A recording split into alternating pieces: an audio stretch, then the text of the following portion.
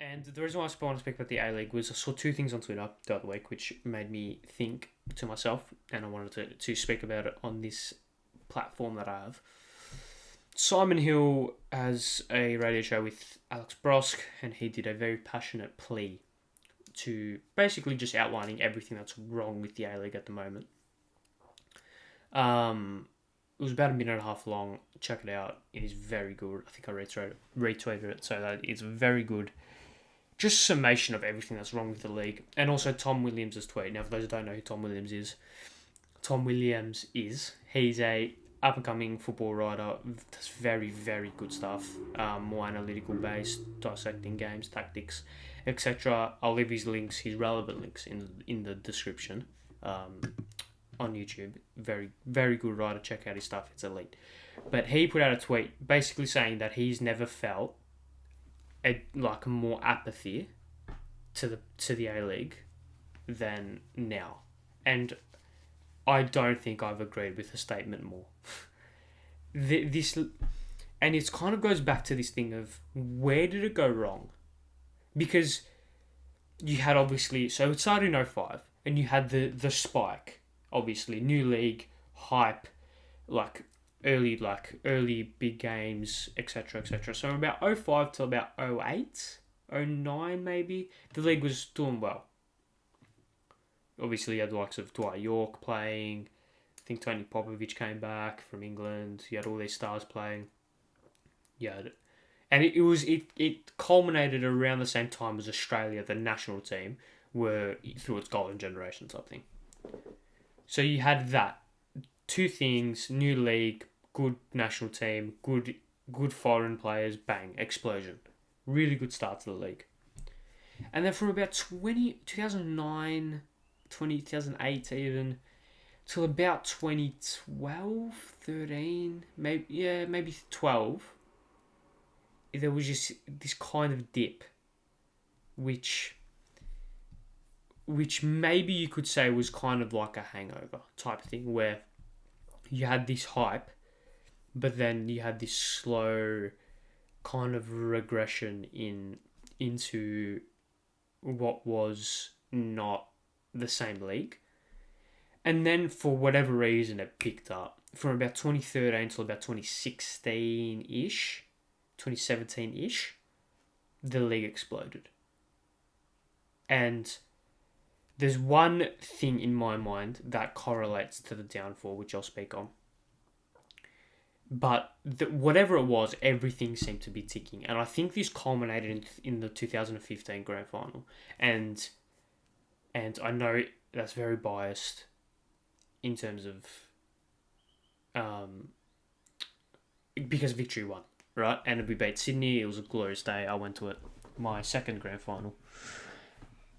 Glorious day, right? But I just felt like that was the perfect day for Australian football. At Amy Park, so we're not playing at Etihad or at the SCG or any football or cricket ground. You had Lee Broxham and Costa Barbarousse getting on the score sheet, two A-League-ish made players. You had a packed Amy Park. I've never seen a more full. You had a full away section filled by Sydney. That was chocolate all the way to the top. And it was just kind of this really good, not summation, but crescendo to what was a fantastic season and what was a fantastic couple of years. And then obviously the following year with Adelaide versus Western Sydney, which granted was played at Adelaide Oval, but it was a stunning grand final. Obviously Isaias with that free kick. And then the season after that was Victory Sydney again, with Sydney winning. And then the season after that was the season after. So the season after Victory Sydney, the penalty shootout, for me, that was the season that slowly started to just ebb away at the league, cutting it back, stopping the marketing, stopping pretty much everything. And then obviously the season after that, Victory won the league against Newcastle, and then I think that was the death nail of that season, to be honest. I don't think the league's been the same since that season. but it was going downhill regardless. And what I wanted to speak on, I actually take back my original statement. I think it was from about 2011. So from about 08 to 2011, it was kind of floundering, maybe plateauing a little bit. And then from 2011 till about 2016, it was booming. And there's a couple of reasons for this. One, active support. And the reason why for me it started to go downhill was because active support was pretty much dead by about 2017. It was pretty much like, it was over policed, it wasn't there, and it was just this kind of half-assed thing by supporter groups which didn't like work in for what they wanted to do. And so that was in about 2017, 2018-ish, which the over-policing of this active support started to go downhill, which led to the shitstorm of the league. And then in 20... Let's go from about 2011 onwards. There was this just buzz about the league and about the coverage, and I think this is probably the most important thing, is coverage of the league. I can remember vividly, 2015-ish, 2014, Matchday Saturday on Fox Sports was bloody fucking unbelievable. You had Adam Peacock, Mark Bosnich, Robbie Slater, whoever else they had on, would go through all three games on a Saturday, and they would kick on to the Premier League at about 11:30, 12 o'clock. Marvellous stuff, right? Because it just flowed and it just worked. And for the people who wanted to watch only the A-League, only the Premier League, they would tune in at about 8 o'clock, switch on the A-League game because it's something to watch. And it flowed nicely. They didn't have to change channel. They didn't have to change, like, streaming platform. It just flowed nicely into the Premier League. It worked. They had the formula that worked, and it was marketed, it was promoted, there was this buzz about the league. Obviously, it helped with the likes of Western Sydney coming in and having an immediate impact, and obviously that rivalry with Sydney really built. And then you had Melbourne Heart coming in, which did give a bit of a kick to the league. I don't think it had the same impact as Western Sydney, because Western Sydney was craving for a team for God knows how long, right? So they had those two kickstarters to the league. But there was just this buzz around the league, and I think they've tried to do it this year, and it hasn't, or the last couple of years, and it has not worked at all. This is the first year on Paramount. That's been a shitstorm. That has been an absolute disaster, in my opinion. That is the worst platform for streaming. And you have obviously you have Stan for the Champions League, Optus Sport, and then you have NBA, All American Sports, then you have the UFC, you have wrestling, you have all these platforms that have subscription-based streaming services. Paramount is the worst by far. They marketed the league at the start of the season, but then it slowly just petered away. There was this massive expectation at the start of the season based on the whole promotion aspect. I'd give them that. The marketing for the league before the season was very good. They have not kept that up though. It's been very shit ever since. And the quality of the streaming service isn't good. There's no except for Saturday night, the game coverage starts 15 minutes before the kickoff. There's just something so... I switch on Paramount, watch the game, get off. I don't consume anything from it. I don't take anything away from it. I find it very difficult to take something away from an A-League game that I watch. Now... Except maybe Victory is the only exception because I'm a Victory supporter. If I'm watching Brisbane Roar versus Western United, I find it very difficult to take anything away from the game, from the coverage, except the final result and maybe the goals.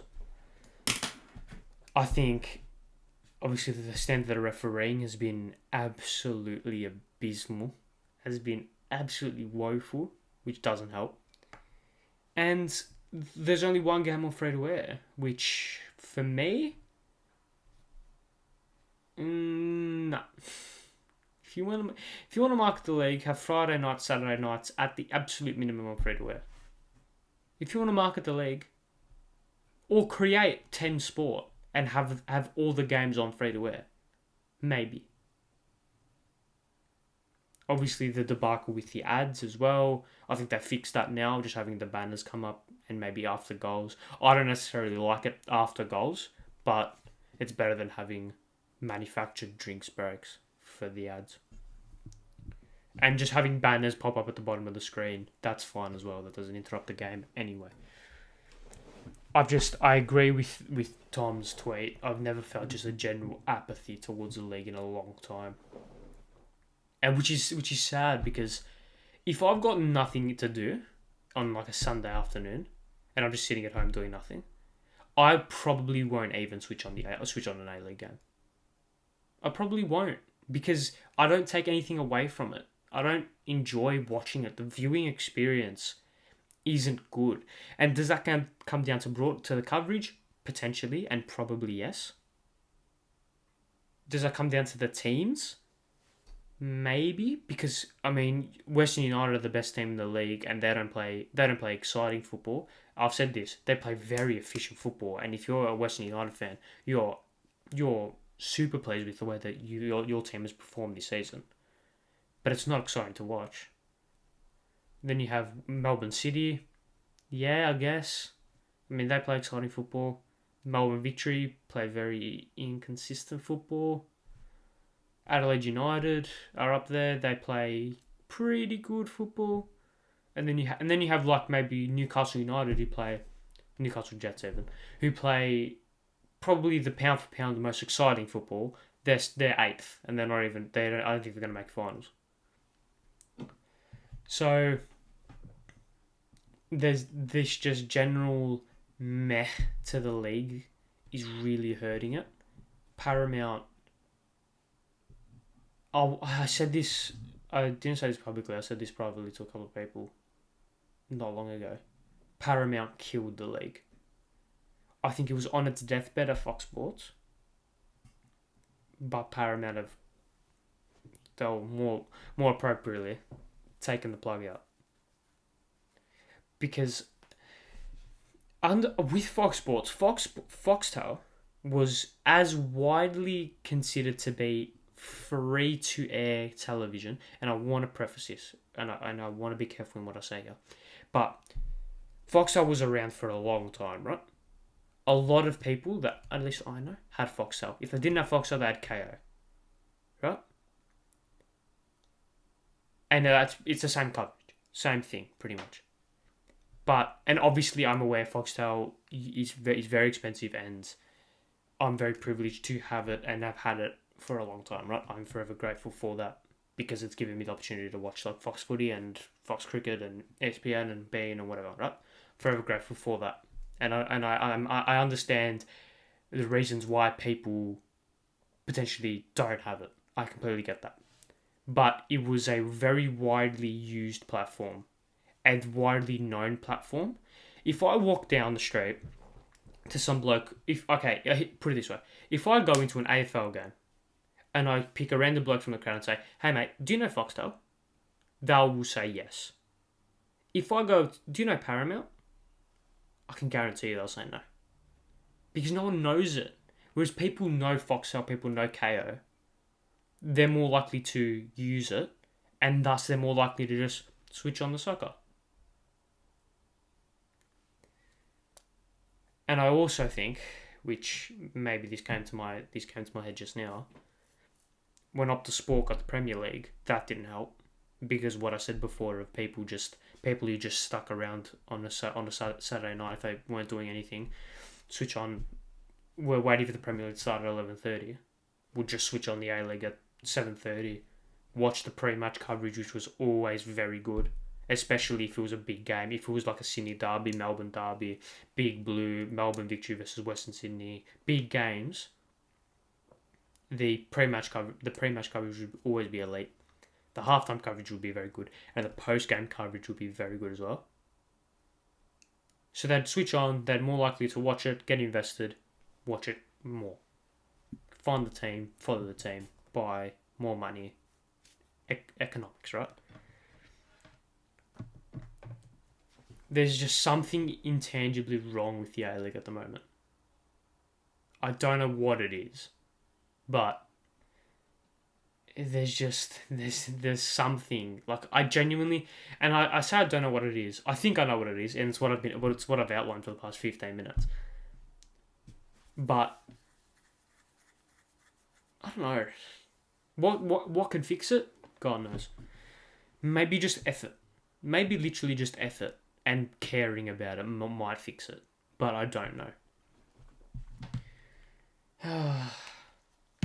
The A-League. What a time it was in 2012, 2013 when fucking Best Operator was running around and Amy Park was getting packed. Sydney Football Stadium was packed.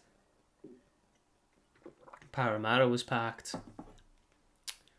Anyway, it's annoying because I want a thriving league in my country, but I'm just not getting it.